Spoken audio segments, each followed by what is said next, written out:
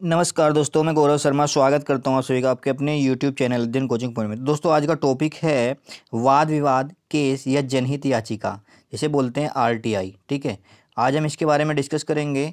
और यहाँ ये टॉपिक इतना इम्पोर्टेंट है कि UPSI में यहाँ से 1 से 2 क्वेश्चन, या UPPCS या सिविल सर्विस में भी यहाँ से क्वेश्चन फंसने के बहुत ही ज़्यादा चांस हैं। ठीक है, तो आज हमने सारे केस एक साथ लिए हैं और इसके बारे में डिस्कस करने वाले हैं।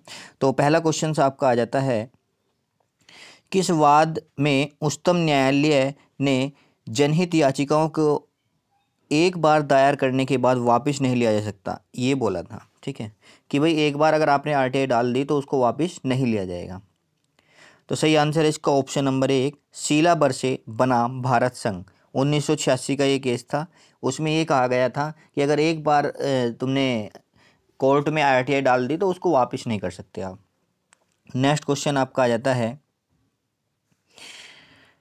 इनमें से कौन सी जनहित याचिका के जरिए नसबंदी के लक्ष्य हासिल करने के लिए राज्य द्वारा की गई धांधलियों को उजागर करने के उद्देश्य से आर्थिक मुआवजा, मरीजों की सुरक्षा के निर्देश और शल्य चिकित्सा के दिशा निर्देशों इत्यादि की मांग की गई थी?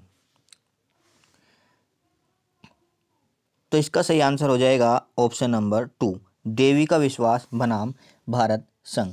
जो देवी का विश्वास बनाम भारत संघ है, इस RTI में क्या कहा गया था कि नसबंदी का लक्ष्य हासिल करने के लिए जो राज्य ने धांधली की थी उसको उजागर करने के लिए ये RTI डाली गई थी, ध्यान रखना है। नेक्स्ट आपका आ जाता है,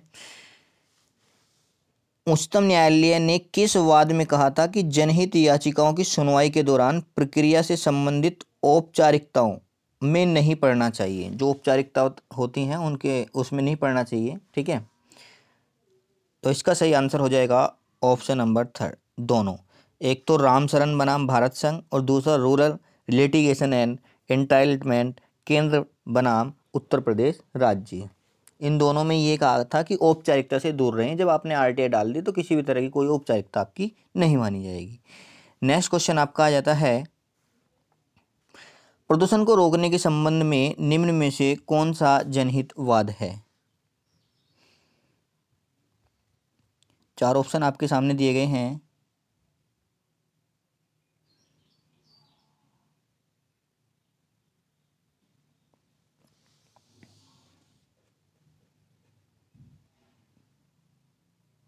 तो इसका सही आंसर हो जाएगा ऑप्शन नंबर D। ये सभी जितने भी आपके केस यहाँ पे दिए हुए हैं, दामोदर राव बनाम एसो कॉरपोरेशन, तरुण भगत सिंह बनाम भारत संघ 1993, मुरली एस देवरा, ये तीनों क्या हैं?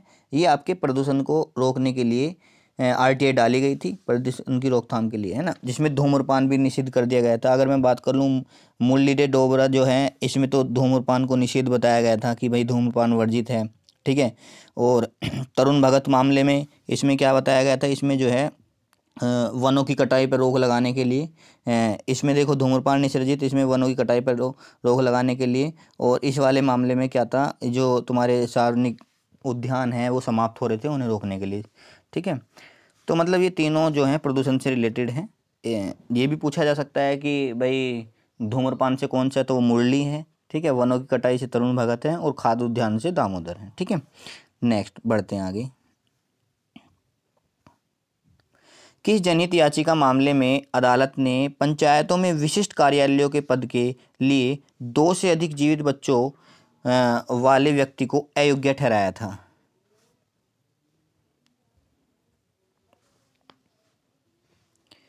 तो इसका सही आंसर ऑप्शन नंबर D हो जाएगा, जावेद बनाम हरियाणा राज्य। हाँ जी, ये सुप्रीम कोर्ट में 2003 में ये याचिका डली थी, जावेद बनाम हरियाणा राज्य। इस मामले में ये कहा गया था कि जी 2 से अधिक जीवित बच्चे वाले व्यक्ति हैं, ठीक है, वो विशिष्ट कार्यालय जो होते हैं आपके पंचायतों के कार्यालयों के पद जो होते हैं उन पर उनको नहीं बैठाया जाएगा, उनके लिए वो अयोग्य साबित हो जाएंगे। ठीक है, अभी हाल ही में कुछ दिनों में प्रधानी के इलेक्शन में भी ये ऐसा सुनने को मिला था, पर नहीं हो पाया है। ठीक है, नेक्स्ट बढ़ते हैं आगे। महिलाओं के कल्याण के लिए निम्न में से कौन जनहितवाद है?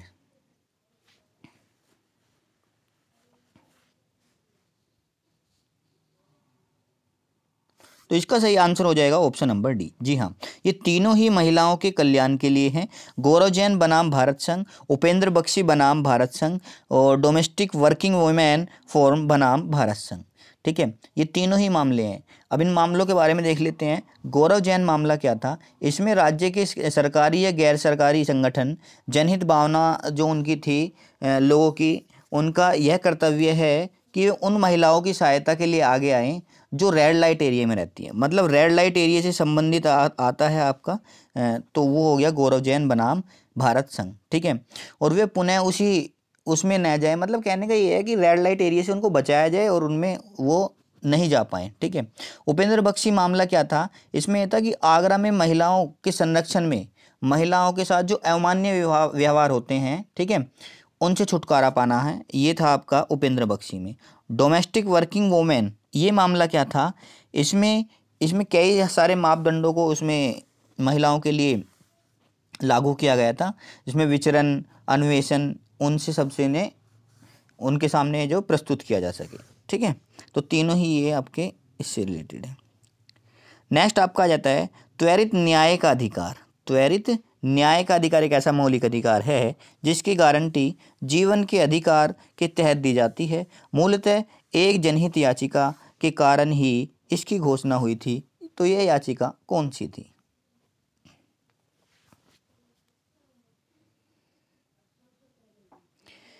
तो इसका सही आंसर ऑप्शन नंबर 1 हो जाएगा, हुसैन आरा खातून बनाम बिहार राज्य। जी हाँ, हुसैन आरा खातून बनाम बिहार राज्य में त्वरित न्याय का अधिकार को एक ऐसा मौलिक अधिकार माना गया, इसकी गारंटी जीवन के अधिकार के तहत दी गई थी। ठीक है, और यह एक हुसैन आरा खातून बनाम बिहार राज्य की जनहित याचिका में हुआ है। नेक्स्ट आता है आपका, न्यायालय ने किस जनहितवाद में दियासलाई बनाने में बच्चों को नियोजन से मना किया था कि भाई बच्चे जो है वो दियासलाई के उसमें कारखाने में काम नहीं करेंगे।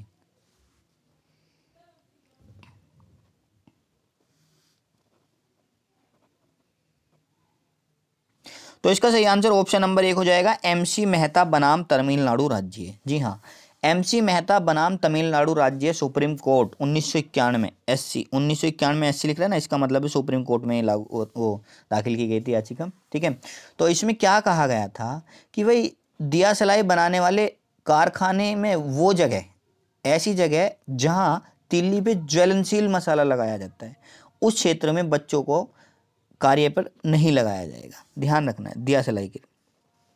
नेक्स्ट आपका आ जाता है, स्वास्थ्य से संबंधित जनहितवाद कौन सा है? स्वास्थ्य से,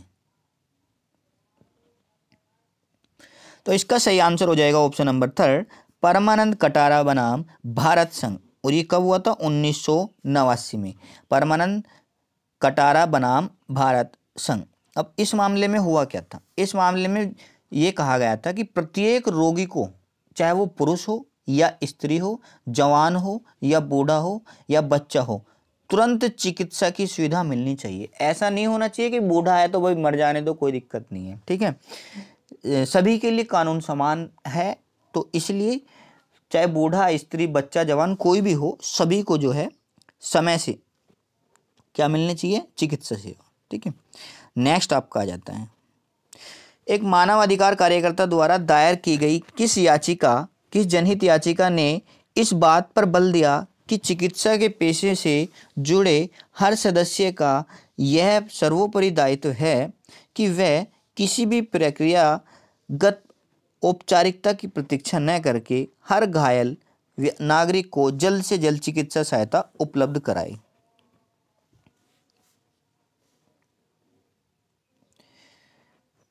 तो इसका सही आंसर ऑप्शन नंबर 2 हो जाएगा। अभी मैंने आपको बताया कि परमानंद कटारा बनाम भारत संघ 1989 में ये केस था कि चाहे कोई भी हो, बच्चा, जवान, बूढ़ा, ये सब, उससे किसी भी प्रकार की, जैसे उसको अस्पताल में ले जाया जाता, कोई भी औपचारिकता ना करके, कोई भी उससे इस तरह की पैसे वगैरह की बात ना करके उसका इलाज पहले स्टार्ट किया जाए। और ये जो है संविधान के अनुच्छेद 21 के तहत ये मौलिक अधिकारों में इसको रखा गया है। ठीक है, तो कोई भी औपचारिकता से पहले उसका इलाज पहले करना चाहिए, अभी मैंने आपको डिस्कस किया है। नेक्स्ट आपका आ जाता है, इंदिरा साहनी निर्णय के रूप में बहुचर्चित जनहित याचिका PIL मामले को ऐतिहासिक माना गया है। क्यों माना गया है? मैं आपको बताऊं पहले सीधे सीधे कि इंदिरा साहनी जो केस था वो सीधा आरक्षण से था और OBC आरक्षण से था। ये ध्यान रखना बस, जहां भी आपको इस तरह से मिले तो ये याद रखना है इंदिरा साहनी जो केस था वो OBC आरक्षण से। तो देख लेते हैं क्या लिखा हुआ है। अदालत ने सरकारी नौकरियों में पिछड़े वर्गों के लिए आरक्षण के औचित्य और जरूरतों को स्वीकार किया। बिल्कुल सही बात है। इसने 40,000 से अधिक, तो इसमें से एक ही सही बताना, तो यही सही हो गया और बाकी पढ़ने की जरूरत ही नहीं है। ठीक है, OBC आरक्षण से रिलेटेड था, ये समझना है आपको। नेक्स्ट आपका आ जाता है, किस वाद में प्रस्तावना को संविधान का अंग माना गया है? तो इसका सही आंसर ऑप्शन नंबर 1 हो जाएगा, केशवानंद भारती बनाम केरल राज्य। ये 1973 का केस है, केशवानंद भारती बनाम केरल राज्य। ठीक है, इसमें इसमें प्रस्तावना को संविधान का एक अभिन्न अंग माना गया है। ठीक है, तो इसे बेसिक स्ट्रक्चर भी इसमें कहा गया है उसे। ठीक है, कि बेसिक स्ट्रक्चर में तो आप संविधान के जो है संशोधन नहीं कर सकते, बाकी सभी विभागों में आप कर सकते हो। ठीक है, ये सब इसमें माना गया। जो इसमें बेरूबारी लिख रहा है, इसमें संविधान का अंग नहीं माना गया था प्रस्तावना को। ठीक है, तो ये इसकी बात का उल्टा है। नेक्स्ट आपका आ जाता है,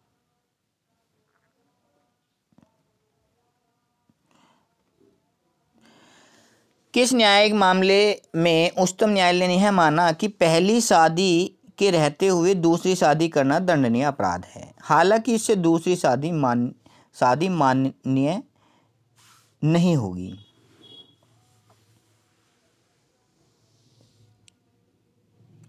तो इसका सही आंसर ऑप्शन नंबर 1 इसका सही आंसर हो जाएगा, सरला मुदगल बनाम भारत संघ। सरला मुदगल बनाम भारत संघ जो RTI डली थी, इसमें यह माना गया था कि पहली शादी के रहते हुए दूसरी शादी करना दंडनीय अपराध है, हालांकि दूसरी शादी से अमान्य नहीं होगी। अब अमान्य नहीं होगी तो भाई इसका प्रश्न क्या था? वास्तव में जो प्रश्न था इसमें ये था कि एक हिंदू पति है, उसने हिंदू कानून के तहत पहली शादी कर ली, लेकिन वो दूसरी शादी करना चाह रहा है। अब हिंदू कानून के तहत तो हो नहीं सकती, उसने इस्लाम धर्म कबूल कर लिया। अब सुप्रीम कोर्ट का जो हिंदू विवाह एक्ट था 1955 का, उसके तहत हिंदू विवाह को भंग किया जा सकता है और इस्लाम को नहीं किया जा सकता, क्योंकि उसने दूसरी शादी तो इस्लाम के तहत की है। ठीक है, तो कहने का मतलब यहाँ पे ये हुआ कि इसको अपराध माना गया है धारा 494 के तहत। ठीक है, हालांकि दूसरी शादी भंग नहीं होगी, अगर पहली शादी खत्म हो जाती है तो तब दूसरी शादी जो है वो मान्य हो जाएगी, अमान्य भी नहीं है। ठीक है, अपराध है एक तरीके से।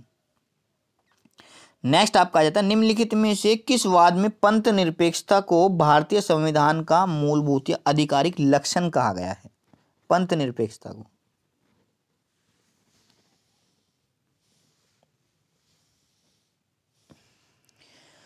तो इसका सही आंसर हो जाएगा ऑप्शन नंबर 3,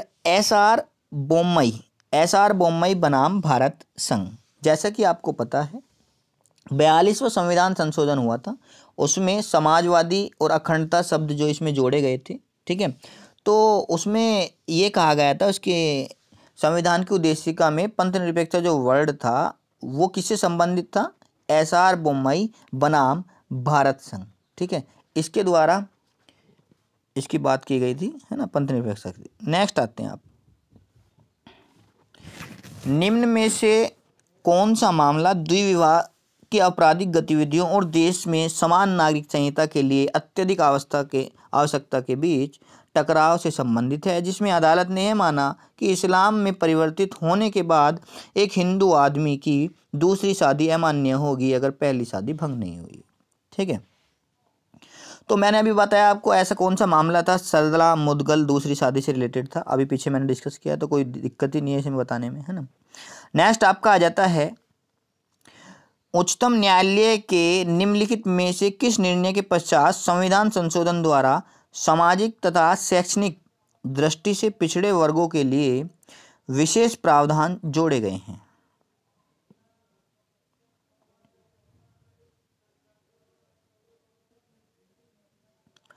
तो इसका सही आंसर हो जाएगा ऑप्शन नंबर 3, मद्रास राज्य बनाम चंपाकम दोयराजन।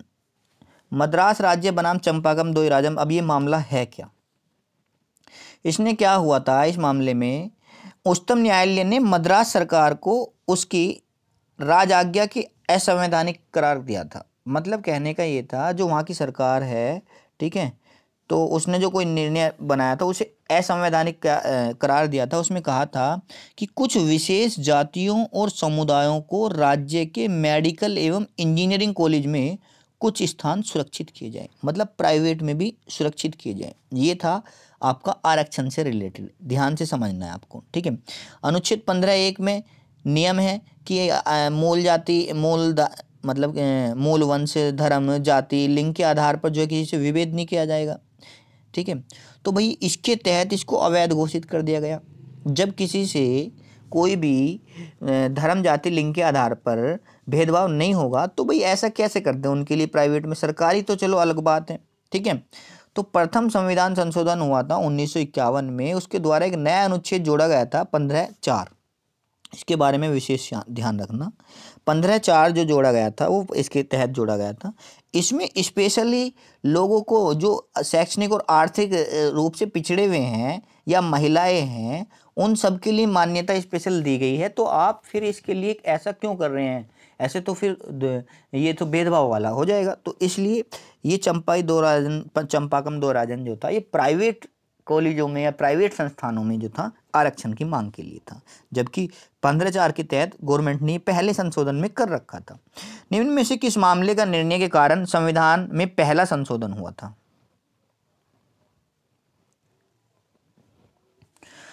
तो इसका सही आंसर है ऑप्शन नंबर 3, चंपाकम दोयराजन। अभी मैंने आपको बताया था इस मामले के तहत ही ये, ठीक है। तो उन्होंने स्पेशल ये दे दिया था निर्णय 15(4) के तहत। नेक्स्ट आते हैं आपको, किस न्यायिक मामले में सुप्रीम कोर्ट ने यह फैसला दिया था कि कोई भी सांसद, विधायक या विधान परिषद का सदस्य जो एक अपराध का दोषी पाया जाता है और जिसे न्यूनतम 2 वर्ष के कारावास की सजा दी गई है, वह तत्काल प्रभाव से सदन की सदस्यता खो देगा?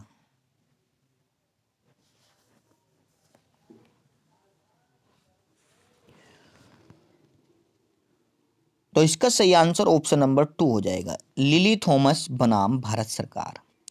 क्या मामला था ये? 2013 में ये मामला शुरू हुआ, लिली थॉमस बनाम भारत सरकार, ठीक है।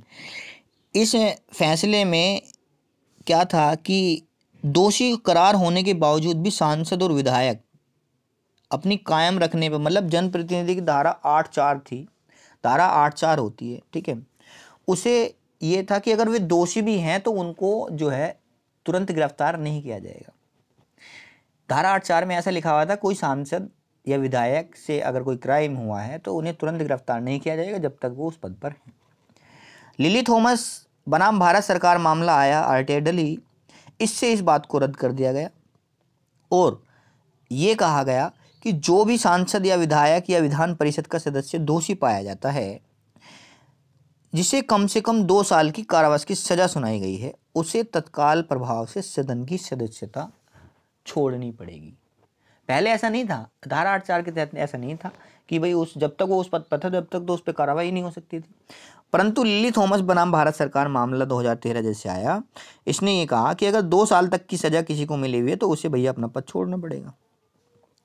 नेक्स्ट आपका क्वेश्चन आ जाता है, किस मामले में उच्च न्यायालय ने कहा कि जो लोग अनायास ही राज्य की हिरासत में हैं, उनके प्रति सरकार का विशेष दायित्व है कि यह सुनिश्चित करना कि पुलिस या जेल अधिकारियों की एक बड़ी जिम्मेदारी है कि उनकी हिरासत में किसी नागरिक को उसके जीवन के अधिकार से वंचित नहीं किया जाए?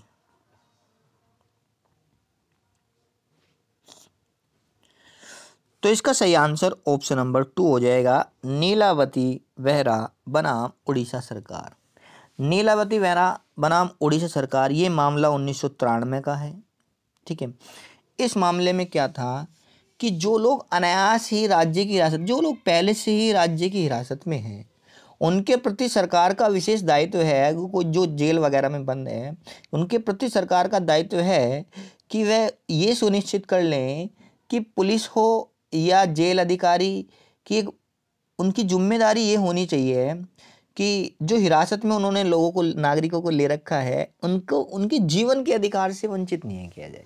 मतलब ऐसा कोई काम ना किया जाए जो उनके जीवन के अधिकार का अवरोध उत्पन्न कर रहा हो। ठीक है, ये बात उन्होंने लिखी थी। कोई भी आपका कैदी है उसके लिए ये था। नीलावती बोरा। नेक्स्ट क्वेश्चन, किस वाद में उच्चतम न्यायालय ने अभी निर्धारित किया था कि आरक्षण की अवधि की सीमा 50 से अधिक नहीं की जा सकती?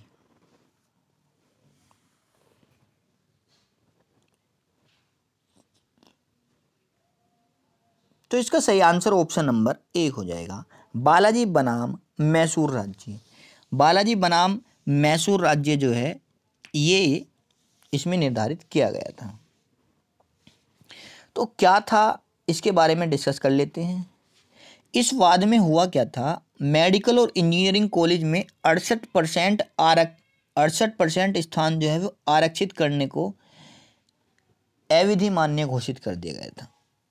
ऐसा था कि मैंने अभी आपको बताया कि पिछड़े वर्गों को और पिछड़े वर्ग या आर्थिक रूप से पिछड़े वर्ग जो हैं उनके मध्य उपवर्गीकरण को जो है बांटा गया है 15/4 के अंतर्गत। कहने का मतलब ये था कि जो इन्होंने 68% आरक्षण अपनी तरफ से दे दिया तो उसे अवैध घोषित कर दिया गया था। नेक्स्ट आपका आ जाता है, उच्चतम न्यायालय ने निम्न में से किस वाद में ट्रांसजेंडर को तीसरे लिंग के रूप में स्वीकार किया था जिन्हें सभी अधिकार एवं आरक्षण प्राप्त हैं? तो इसका सही आंसर हो जाएगा ऑप्शन नंबर 2, नालसा बनाम भारत संघ। नालसा बनाम भारत संघ में जो आपका ये तीसरा लिंग ट्रांसजेंडर है जो उन्हें एक्सेप्ट किया था कि अब वो किसी भी सेवा में जा सकते हैं भारतीय। ठीक है, इसमें ये बताया गया था कोई भी किन्नर जो है उसे थर्ड जेंडर के रूप में एक्सेप्ट किया गया था और उन्हें सभी तरह का अधिकार दिए गए थे, आरक्षण वगैरह सभी चीज़ के उन्हें मिले थे। ठीक है, नेक्स्ट क्वेश्चन आपका आ जाता है, निम्न में से कौन सा इंदिरा साहनी बनाम भारत संघ मामले में पारित फैसले के बारे में सही है? मैंने आपको पहले ही बताया था कि इंदिरा साहनी जो है आरक्षण से रिलेटेड है। ठीक है, ये आपको पता होना चाहिए। तो इसमें क्या क्या कहा गया, आरक्षण किसी भी तरह के मापदंड से 50% से अधिक नहीं होता। बिल्कुल सही बात है, ये इंदिरा साहनी केस में कहा गया था कि 50% से अधिक नहीं होगा। आरक्षण नीतियों के दौरान नवोन्नत वर्ग के अनिवार्य रूप से बाहर रखा जाएगा। मतलब आरक्षण नीति जो आपकी बनेगी उसमें जो नवनिर्वाचित वर्ग होंगे, नवोन्नत होंगे, तो उन्हें अनिवार्य रूप से उनको बाहर रखा जाएगा। दूसरा नेक्स्ट आता है, पदोन्नति में कोई आरक्षण नहीं होगा। ये तीनों ही बात सही हैं, ये तीनों ही बात सही हैं, ना तो पदोन्नति में आरक्षण, ना 50% से आरक्षण, और जो नए लोग लगेंगे उन्हें आरक्षण से भी बाहर रखा जाएगा। नेक्स्ट क्वेश्चन आपका आ जाता है, किस न्यायिक मामले में उच्चतम न्यायालय ने यह कहा कि कलात्मक स्वतंत्रता के नाम पर महात्मा गांधी जैसे ऐतिहासिक पुरुष हैं के सम्मानित व्यक्तित्व के विरुद्ध असभ्य शब्द, मतलब आप महात्मा गांधी, भीमराव अम्बेडकर, इस तरह के जो सभ्य पुरुष हैं उनके बारे में आप गलत वर्ड नहीं निकाल सकते। ये सब किस मामले में ऐसा हुआ है? तो इसका सही आंसर ऑप्शन नंबर 2 हो जाएगा, देवीदास बनाम महाराष्ट्र। 2015 का ये केस है। ठीक है, तो इसमें ये कहा गया था कि भाई कोई भी सामान्य नागरिक या कैसा भी नागरिक हो वो किसी भी ऐसे व्यक्तित्व के लिए असभ्य वर्ड का यूज नहीं करेगा जिससे उनके मान को हानि होती हो। नेक्स्ट आपका आ जाता है, निम्न में से किस मामले में यह फैसला किया गया कि कई आजीवन कारावास एक साथ चलेंगे और एक की क्षमा दूसरे को प्रभावित नहीं करेगी? तो इसका सही आंसर ऑप्शन नंबर 3 हो जाएगा, मुथुरामलिंगन बनाम राज्य। मुथुरामलिंगन बनाम राज्य ये 2016 का केस है। इस केस में ये कहा गया था कि कई आजीवन कारावास एक साथ चलेंगे पर एक की क्षमा दूसरे को प्रभावित नहीं करेगी। अगर एक को क्षमा मिलेगी ऐसा नहीं है तो सभी पे क्षमा कर दिया जाएगा, परंतु जो अगर आप पे कई आजीवन कारावास चल रहे हैं तो वे उसी समय चलेंगे। ऐसा नहीं है कि आपने 20 साल की सज़ा एक के लिए काटी, फिर अगले 20 साल की दूसरे के लिए, फिर अगले 20, ऐसे तो तुम्हारा फिर सारा ही जीवन हो जाएगा। तो मतलब सारे कारावास एक साथ चल सकते हैं, परंतु अगर एक में आपको माफ़ कर दिया गया और दूसरे में आपकी सज़ा रह रही है तो उसकी सज़ा आपको काटनी पड़ेगी। ऐसा नहीं है कि एक में माफ़ कर दिया तो उसे भी आप माफ़ कर दिया जाए। नेक्स्ट क्वेश्चन और लास्ट क्वेश्चन आपका आज का है ये, ठीक है। भारतीय संविधान की 9वीं अनुसूची के न्यायिक पुनर्विलोकन को उच्चतम न्यायालय के किस मामले के विनिश्चय से अनुयोग्य बनाया गया है? 9वीं अनुसूची को, तो इसका सही आंसर हो जाएगा ऑप्शन नंबर 1, R.A. कोहेल्लो बनाम तमिलनाडु राज्य। R.A. कोहेल्लो बनाम तमिलनाडु राज्य ने क्या कहा था कि जो 9वीं अनुसूची है उसे न्यायिक पुनर्विलोकन, मतलब कहने का मतलब ये था, मैं आपको ये बता देना चाहता हूँ कि जो 9वीं अनुसूची है इसमें ऐसा है कि अगर भारतीय संसद द्वारा बना हुआ कोई भी कानून अगर 9वीं अनुसूची में डाल दिया जाता है तो उस कानून के खिलाफ कोई भी न्यायालय में रिट दायर नहीं कर सकता, ना ही न्यायालय जो है उस पर अपने कोई फैसला सुना सकता। हालांकि उसमें सभी कानूनों पे ऐसा नहीं है, कुछ ही कानूनों पे ऐसा है। तो यही 2007 का एक निर्णय था, इसमें यह कहा गया था कि न्यायिक 9वीं अनुसूची के न्यायिक पुनर्विलोकन को अनुज्ञेय इन्होंने बनाया था। इस कानून की क्या बोला था कि संवैधानिक व्यवस्था के तहत 9वीं अनुसूची के अंतर्गत सम्मिलित किए गए कानून अभी तक न्यायिक पुनर्विलोकन से बाहर थे। मैं बताया ना कि मतलब उन्हें जो है न्यायालय में नहीं जाया जा सकता था, परंतु अब 9 सदस्यीय पीठ ने इस निर्णय की स्थिति बदल दी थी कि उसके सभी कानून ऐसे नहीं होंगे जो न्यायिक पुनर्विलोकन से बाहर हो। कुछ ही कानूनों को रखा गया था, इस केस ने बिल्कुल पलट के उसे रख दिया था, ठीक है। तो दोस्तों आज की वीडियो कंप्लीट हुई। अगर आपको हमारी ये वीडियो अच्छी लगी है तो प्लीज़ इसे लाइक करें, शेयर करें, कमेंट में जो भी प्रॉब्लम हो आप हमें बताएं। और अगर आपने इस वीडियो पे अपना प्यार दिखाया तो मैं इसका सेकंड पार्ट भी बहुत जल्दी लेके आऊँगा, ठीक है। तो बने रहिए हमारे साथ, धन्यवाद।